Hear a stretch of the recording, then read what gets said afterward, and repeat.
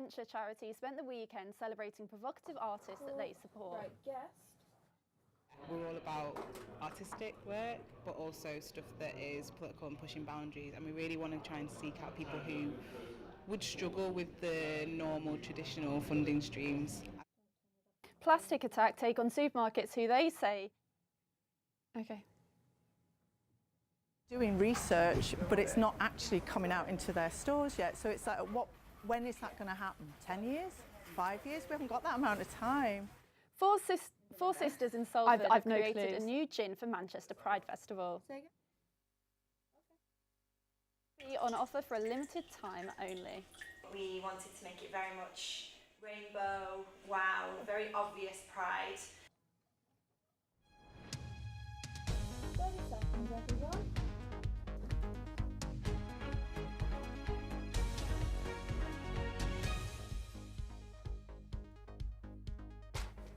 Hello and welcome to Quays News. I'm Anna Michaud. Here's what's coming up on the programme today.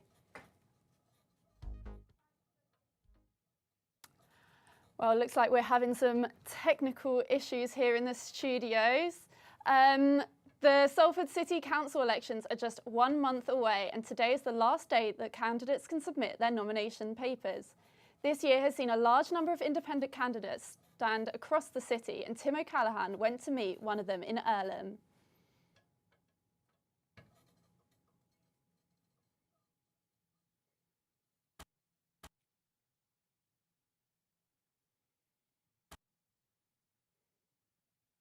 Salford City Council has been Labour dominated for the last 20 years, but some new local independent parties are trying to upset this.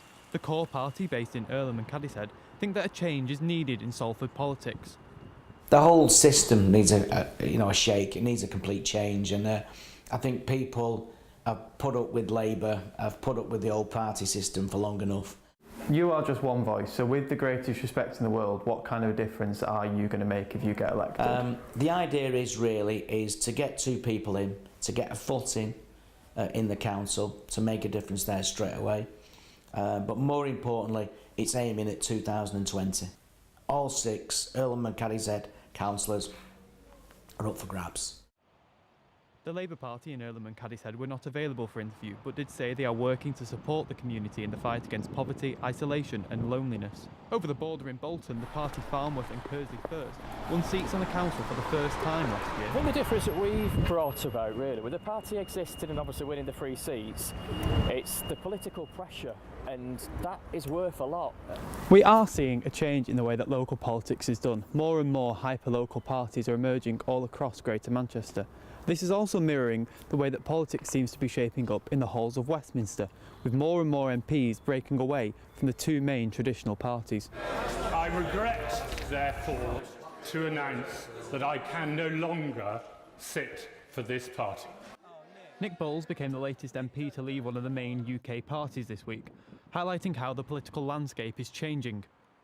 Only time will tell how the election may change the makeup of the council. Tim O'Callaghan, Quays News, Salford. You can find out about all of the candidates and what they stand for on the Salford Council website. And now, on Saturday, people gathered at a local Aldi in order to protest how much plastic is wasted every time we do a supermarket shop. Sophie Reaper went out to find more. We're just trying to highlight the amount of packaging that we individually produce, especially as people who do the shop. On Saturday morning, the Aldi at White City in Salford was hit with a plastic attack.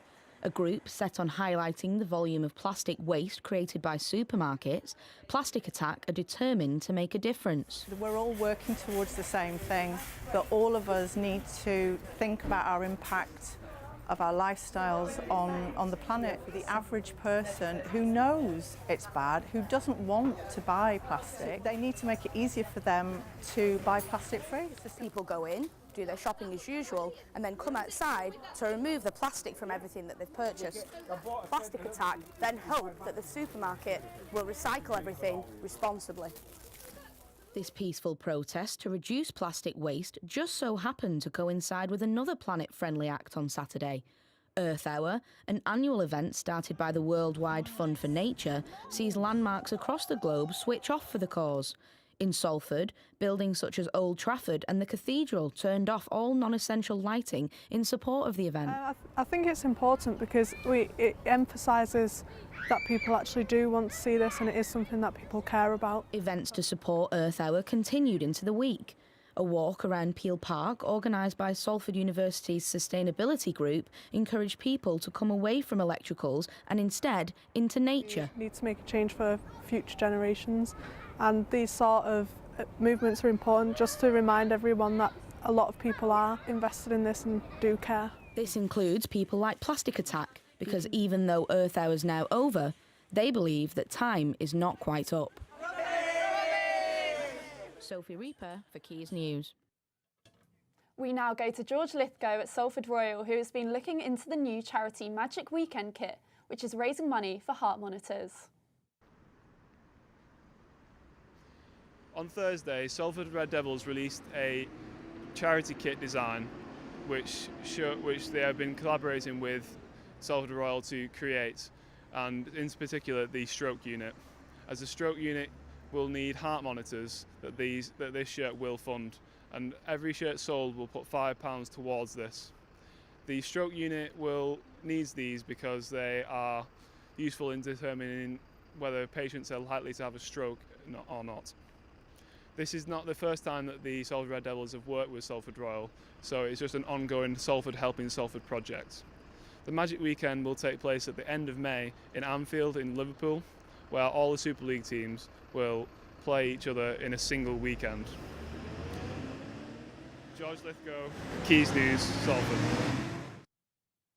Two businesses, one family. Annie Thomas went down to check out the Four Sisters' new limited edition gin, made especially for Pride.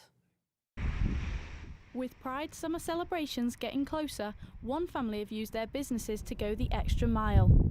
I'm here at the Four Sisters Gin Distillery in Salford to find out more about this limited edition gin which has been made specifically to celebrate Pride. One of the Four Sisters, Lucy McAvoy, told me about how the company began and the idea behind their new product. We've got 7 brothers and they set up a brewery about 5 years ago. And then as Four Sisters we always wanted to do something together, but it was never really the right time in terms of our careers and family lives. But then about 2 years ago we decided to take the plunge and set up a business together. So how did the Pride gin come about? So Salford Pride actually approached the 7 brothers and asked if they would be willing to do them a Salford Pride beer. As soon as they heard that we were obviously doing what we were doing too, they asked us would we be willing to do them Salford Pride gin too. So it was quite an easy decision really, because we're very much about family. Our hashtag is Gin for All, so we're very much kind of supportive of the equality and diversity. So it was an easy decision really. We just said yes straight away. The Salford Pride bottles all have a tag on that say that the proceeds will go to Salford Pride. How does it feel that it's sort of like a family affair, that you're supporting this good cause? Yeah, it feels really good, especially because we're all Salford born and bred. We're a Salford family, and to be able to support a Salford-based charity and community feels really proud. Annie Thomas, Quays News, Salford. The Futures Venture Foundation held a weekend of artwork at the Salford Community Centre, Walk the Plank, at the weekend. Josie Klein attended the event and is here with me today. What is the foundation?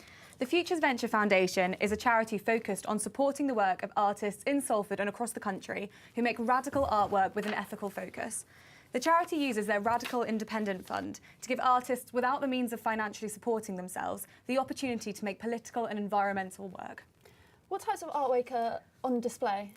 The art that the charity supports is not the typical painting in a gallery style of artwork. Alison Surtees is the fund manager of Futures Venture.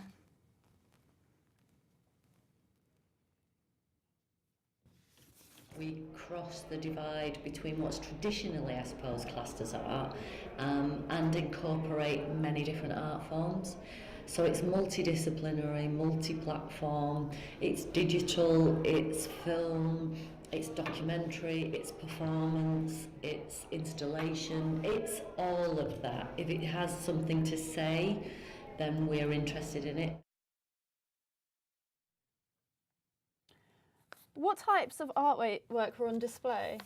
The types of artwork weren't your typical artwork, but my favourite piece was called An Architecture, which was created by a pair of artists from London. They're trying to tackle homelessness by inventing manoeuvrable micro homes, which will be big enough for a person to live in.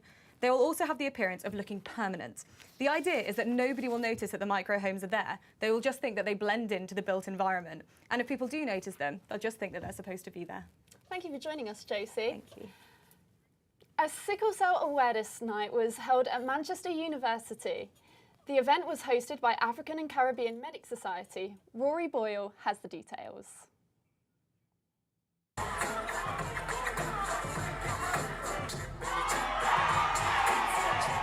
We have a show for you lot today. But first and foremost, let's remember why we are here.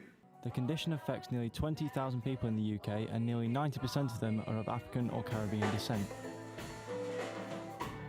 Shima Diab organised the event and has some friends with sickle cell. After a few conversations, I found out that they actually had sickle cell, and it was a shock to me. We felt that not that many people are aware of what sickle cell actually is, and especially the people it affects the most, African Caribbean people. This is Anthony Mason, who has lived with sickle cell all his life. My L5S1 disc for medical students was knocked out and I was in a wheelchair. They said I'd never walk again because of sickle and all the complications associated with sickle, so I'm a walking miracle. Anthony now runs Sickle Cell Care Manchester, which helps to support those with the blood condition. Coming through uni and such, of being tested, because that's one of the things that we do in terms of making sure of the awareness, are finding that they actually have the condition. And that's crucial for individuals to know, particularly at uni stage, is that they're going to go on and have families in the future. Everyone in attendance was educated, encouraged to donate, as well as entertained. Rory Boyle, Quays News.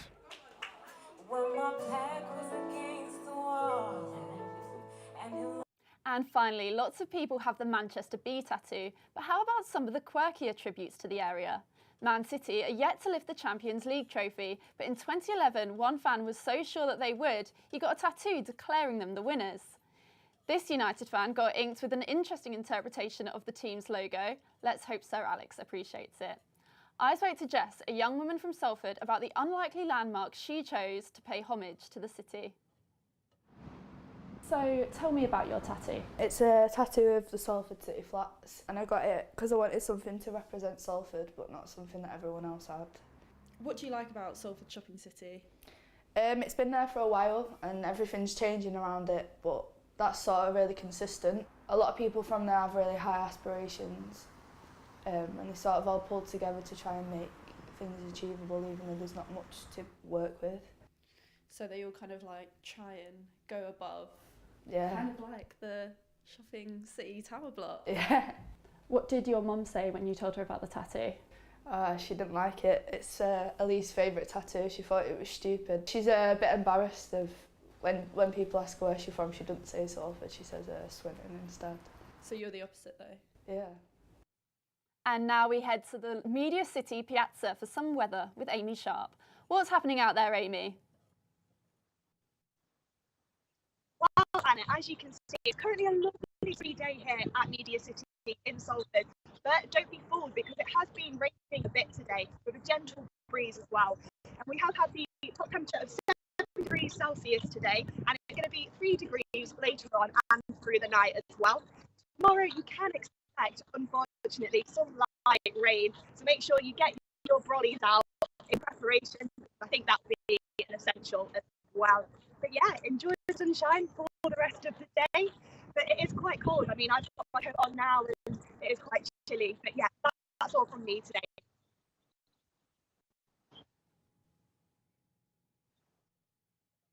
That's all we have time for, but further updates, follow us on social media at Quays News. I'm Anna Michaud. Thank you for joining us.